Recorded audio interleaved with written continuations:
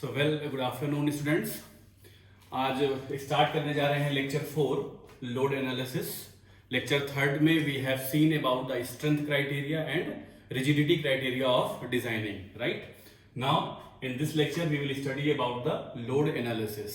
तो first we need to understood what is the meaning of load. See, load is that external force or couple to which a component is subjected during its functionality। तो मैं क्या कहना चाह रहा हूं, देखिए load क्या होता है, कोई भी फोर्स और कपल हो सकता है to which a component is subjected during its functionality, right. जब भी कोई कंपोनेंट काम कर रहा होगा, अपनी फंक्शनलिटी को पूरा कर रहा होगा, तो बहुत सारे फोर्सेस उसके ऊपर लग रहे होंगे। That force is called basically, either वो फोर्स भी हो सकता है या कपल भी हो सकता है, उसको हम क्या बोलते हैं, लोड बोलते हैं। तो वो लोड क्या है, मैंने 3 टाइप से क्लासिफिकेशन करना है, यहाँ पर 3 टाइप से क्लासिफाई किया है। First is here with respect to time, second is with respect to direction and third is with respect to distribution. Very good, with respect to time, direction और distribution. तो आज वाले लेक्चर में मैं सिर्फ पहला पार्ट कवर कर पाऊंगा with respect to time load analysis. शुरू करने से पहले एक आपको इन्फॉर्मेशन दे देता हूं कि which text book you will follow. तो जो मैं खुद फॉलो कर रहा हूं that is what Timoshenko and Gere. मैं यहां टेक्स्ट बुक लिख देता हूं, नाम text book will be Timoshenko and Gere. ये सीबीएस पब्लिशर्स की बुक है, आप इसको ऑनलाइन डाउनलोड कर सकते हैं, फ्री है। और otherwise if you want to go for Indian authors then best book is not best लेकिन अच्छी बुक है, बीसी पुनमिया और लक्ष्मी पब्लिकेशंस की बुक है। तो आप दूसरी बुक अगर आप इंडियन ऑथर में लेना चाहें तो वो मैं यहां लिख देता हूं बीसी पुनमिया, राइट। ये आपका लक्ष्मी पब्लिकेशन की है और this book is of CBS publishers, ठीक है। चलिए तो आगे बढ़ते हैं। With respect to time load को क्लासिफाई करेंगे, ओके। तो देखो टाइम के रिस्पेक्ट में अगर मैं बात करूं तो लोड क्या होता है, एक होता है नेचर में लोड स्टैटिक और दूसरा लोड होता है डायनामिक। स्टैटिक और डायनामिक, देखिए स्टैटिक लोड का मतलब magnitude of the load will not vary with respect to time. Magnitude क्या है, यहाँ टाइम का फंक्शन नहीं होता। समटाइम्स अगर ये ग्रेजुअली वेरी भी करता है तो एक टाइम मतलब एक अपनी मैक्सिमम लिमिट पहुंचने के बाद ये क्या हो जाएगा, कांस्टेंट हो जाएगा। तो static load are further classified as of 2 types. GAL is the gradually applied load, gradually applied load, और दूसरा होता है यहां पर impact load. I'm sorry. First is gradually applied load and second is dead load.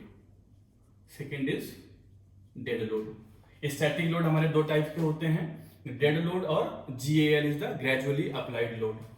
और dynamic load क्या है, dynamic load में हमारे पास होगा first is the impact load, जिसका दूसरा नाम होता है सडन अप्लाइड लोड। मैं शॉर्ट में लिख रहा हूं SAL, सडन अप्लाइड लोड। और डायनेमिक लोड का दूसरा कैटेगरी है fatigue load, FATIGUE, good, fatigue load, जिसका दूसरा नाम होता है साइक्लिक लोड, ठीक है। तो विद रिस्पेक्ट टू टाइम अगर मैं बात किया तो मैंने बोला कि लोड का क्लासिफिकेशन स्टैटिक है या डायनामिक है, और स्टैटिक है तो GAL है या DL है, ग्रेजुअली अप्लाइड या डेड लोड है। डायनेमिक है तो इम्पैक्ट लोड और फटीग अप्लाइड लोड। तो स्टैटिक में बोला आपको क्या कि लोड का नेचर क्या होगा, वो टाइम के साथ डायरेक्शन या मैग्नीट्यूड वेरी नहीं करेगा, और अगर करता भी है समहाउ तो वो क्या होगा, ग्रेजुअल वेरिएशन के बाद एक मैक्सिमम लिमिट अचीव करेगा and then after that it will remain constant. तो now I am coming to the first dead load. देखो इसको समझाने के लिए, डेड लोड समझाने के लिए पहले मैं इस फिगर पे जरा कंसंट्रेट करना चाहता हूं। टाइम सेव करने के लिए मैं पहले से ड्रॉ करके रखा है फिगर।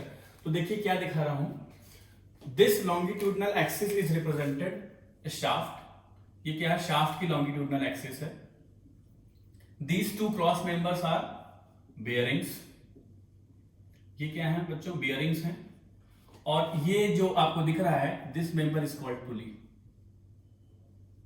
तो इसको साइड व्यू में दिखाया गया है, heads member is the shaft and outer member is it's the pulley. देखिए suppose we want to design shaft, suppose हमें शाफ्ट को डिजाइन करना, ध्यान से समझना क्या कह रहा हूं। For designing of shaft what need to be consider, you have to consider WP is the weight of pulley plus not WS, क्या कंसीडर करेंगे, वेट ऑफ बेयरिंग्स। शाफ्ट को डिजाइन करना होगा तो आपको पुली का वेट और बेयरिंग का वेट कंसीडर करना होगा। And weight is a which kind of force, weight is a kind of body force. देखो यहां पर इस एक चीज बता देता हूं पहले, फोर्स जो होते हैं, फोर्स बेसिकली 3 टाइप से होंगे, body force, area force and line force. Body force का मतलब जो कि टोटल वॉल्यूम पर डिस्ट्रीब्यूट होता है, जिसका एग्जांपल है क्या, weight. Weight is a kind of body force. पूरे वॉल्यूम पर डिस्ट्रीब्यूट होने का मतलब क्या है, W is equal to M into g से rho mass is equal to density into volume into g. तो वेट कैसा फोर्स है, जो वॉल्यूम पर डिपेंड करता है, बॉडी फोर्स है। एरिया फोर्स का मतलब जो एरिया पर डिपेंड करता हो, तो जैसे pressure, pressure is equal to force upon area, जो कि किस पर डिपेंड करता है, बॉडी के एरिया पर डिपेंड करता है। तो ये हो गया आपका 3D force, body is 3D force, area is 2D force. और लाइन फोर्स का एग्जांपल बेस्ट है surface tension. Surface tension sigma is equal to F upon L, जो कि लाइन पे काम करता है, एक इमेजिनरी लाइन पर काम करता है, फोर्स पर यूनिट लेंथ। तो ये होता है 1 डायमेंशनल फोर्स, राइट। तो now what I am saying here, जो WB है ये कैसा फोर्स है, ये कैसा फोर्स है, it is a body force, body force. Either WB और WP both. Wait of pulley is also what, a body force. तो शाफ्ट की डिजाइन करना है तो आपको ये दोनों फोर्स कंसीडर करने पड़ेंगे। Very good. If you want to design bearing, bearing design करना है, then I need to consider weight of shaft plus weight of pulley. And for designing pulley, pulley को डिजाइन करना है, then you have to consider these 2 tension forces, tension forces T1 and T2, T1 and T2। तो notice क्या करने वाली बात है इन तीनों चीजों में, देखिए जब हम शाफ्ट की डिजाइन कर रहे थे तो हम शाफ्ट का वेट कंसीडर नहीं कर रहे थे। जब बियरिंग की डिजाइन किए तो bearing weight is absent, and pulley की डिजाइन किया तो पुली वेट इज एब्सेंट। तो this is the first assumption of studying some. Remember first assumption I am writing here, मैं यहां लिख देता हूं, आपको दिखाई पड़ेगा। फर्स्ट एजम्पशन में यहां लिख रहा हूं, क्या एजम्पशन हो गया कि for designing any component self weight of the component is neglected. तो for designing self weight is neglected, is neglected। for designing बच्चों सेल्फ वेट को हम नेग्लेक्ट करके चल रहे हैं, ओके। और सेल्फ वेट को नेग्लेक्ट करने का रीजन क्या हो गया, सेल्फ वेट को क्यों नेग्लेक्ट कर रहे हैं, क्योंकि जब हम किसी चीज को डिजाइन कर रहे हैं इसका मतलब हमें क्या करना है, उसकी ड्राइंग प्रिपेयर करनी है। आई मीन डिजाइन का मतलब बेसिकली होता है पहले डायमेंशंस कैलकुलेट करना। डिजाइन का मतलब क्या होता है, डायमेंशंस निकालना। और डायमेंशंस क्या क्या हो सकती है हमारे पास, डायमेंशंस में क्या क्या मिल सकता है, डायमीटर हो सकता है, लेंथ हो सकती है, विड्थ, हाइट और थिकनेस। तो जब हमें ये डायमेंशंस मिल जाएगी देन इसकी हेल्प से मैं क्या निकाल लूंगा, एरिया निकाल लूंगा। एरिया की हेल्प से मुझे मिल जाएगा वॉल्यूम, वॉल्यूम को डेंसिटी से मल्टीप्लाई करेंगे तो क्या मिलेगा, मास, और मास की हेल्प से क्या मिलेगा, वेट। तो देखो जब वेट मुझे तब मिल रहा है जब मेरे पास क्या होगा, डायमेंशंस होगा। और डायमेंशंस तो मुझे क्या करनी है, डिजाइन करनी है।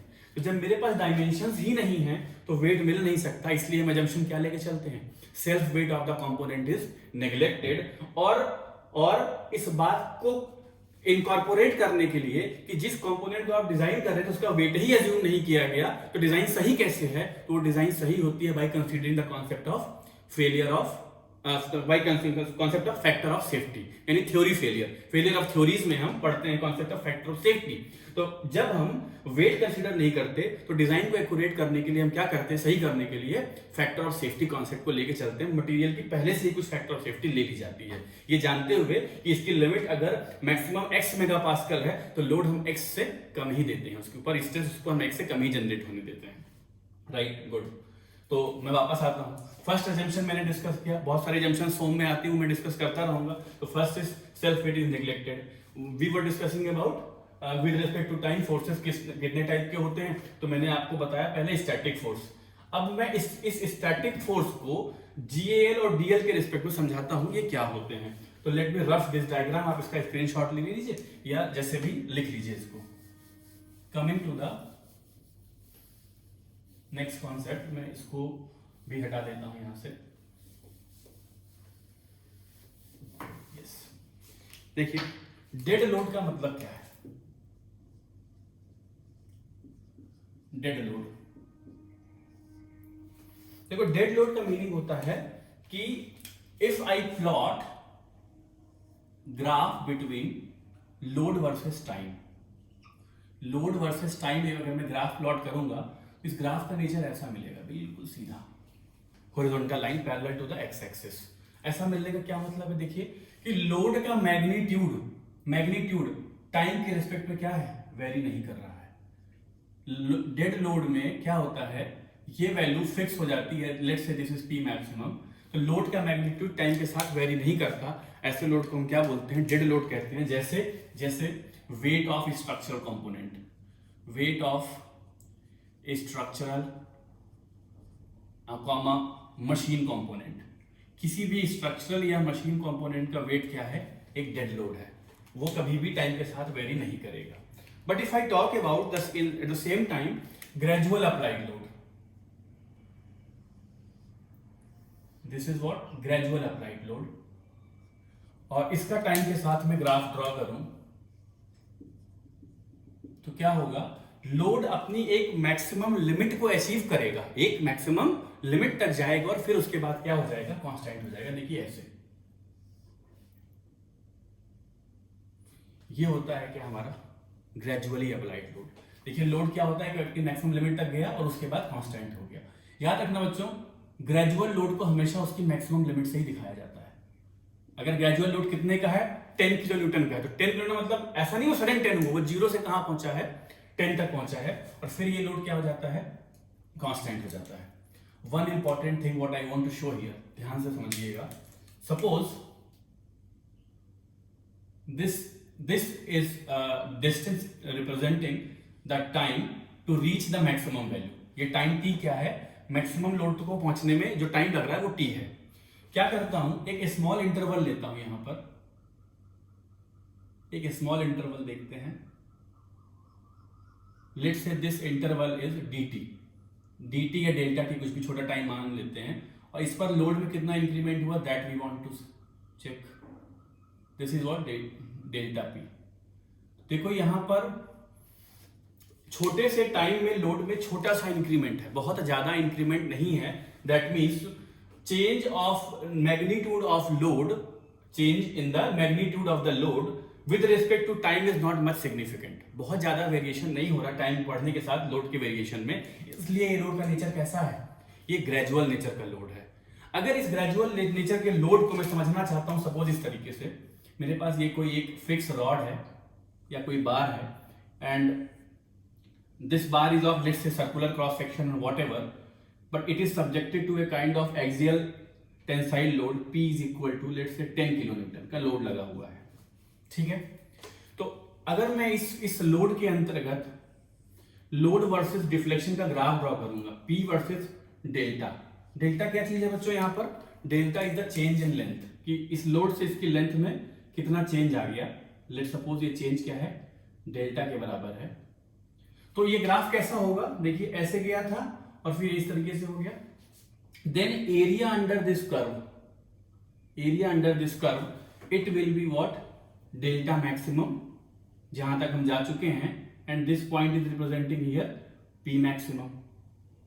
तो हम क्या करते हैं, इस ग्राफ का एरिया कैलकुलेट कर लेते हैं, या आप ये कहिए कि लोड की जो वैल्यू है वो 0 से लेकर के P तक वेरी कर रही है, तो एवरेज कैलकुलेट कर देते हैं। And this area will be equal to the work done, either work stored in the bar in terms of its strain energy.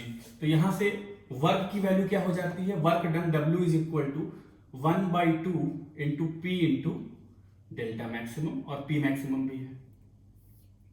तो ये वर्क किसकी वजह से हुआ, work done because of the load applied, P is equal to 10 kilometre which is the axial tensile load. Load कुछ भी हो सकता है, ये हमने किसमें शो किया, ये ग्रेजुअल नेचर है। यहां पर लोड 0, यहां पर लोड मैक्सिमम, तो 0 और मैक्सिमम के बीच में हमने क्या निकाल दिया है, एरिया कैलकुलेट कर लिया या एवरेज कैलकुलेट कर लिया है। आई होप आपको समझ आ रहा होगा ये क्या चीज है, ये हमने लिया था। नाउ ग्रेजुअल लोड और डेड लोड में डिफरेंस समझ में आ गया। Difference, dead load is static dead, मतलब यहां पर टाइम का कोई फंक्शन के टाइम के साथ लोड वेरी नहीं करेगा।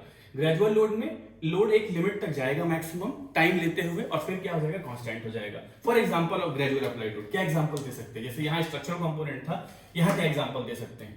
एक एग्जांपल तो आपको मैं इसका देता हूं ग्रेजुअल लोड का, टेंशन टेस्ट। आपने यूटीएम मशीन पर, यूनिवर्सल टेस्टिंग मशीन पर टेंशन टेस्ट किया होता है, रॉड को हम इलॉन्गेट करते हैं और जब तक करते हैं जब तक वो टूट ना जाए।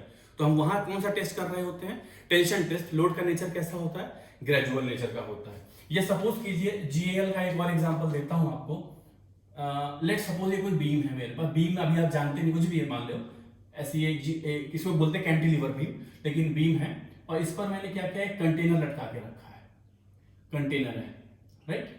अब इस कंटेनर में मैं क्या कर रहा हूं, पानी भरना शुरू करूंगा। देखो पानी भर रहा हूं इसके अंदर, तो जैसे जैसे लोड का नेचर बढ़ना शुरू कर, सॉरी, जैसे जैसे पानी का अमाउंट बढ़ना शुरू करेगा, ये लोड इसके ऊपर बढ़ना शुरू करेगा। देखो ये पहले ऐसे झुकेगा, ऐसे समझना, थोड़ा सा झुकेगा, फिर थोड़ा ज्यादा झुकेगा। इस तरीके से जब पानी पूरा भर जाएगा तो इसका ये बहुत ज्यादा डिफ्लेक्ट हो जाएगा। अरे बेटी, ये लाइन का डिफ्लेक्शन इतना विजिबल नहीं होता, डिफ्लेक्शन में पढ़ाऊंगा, बट ये पानी का भरना किसी कंटेनर में, उसको मैंने लटका के रख दिया, तो कैसा नेचर है, ग्रेजुअल। देखो ऐसे धीरे धीरे धीरे धीरे ये झुकना शुरू हो जाएगा। इसको बोलते हैं gradual filling of water. It is a kind of what, gradual applied load. I hope आपको समझ में आया होगा जो मैंने आपको बताया। अब मैं नेक्स्ट लेक्चर में ये क्लियर करूंगा कि what is impact load and what is fatigue load, और इसके हम एक्सप्रेशन भी डेवलप करेंगे। तब तक आप इसको रिवाइज कीजिए and mention in your notes. Thank you.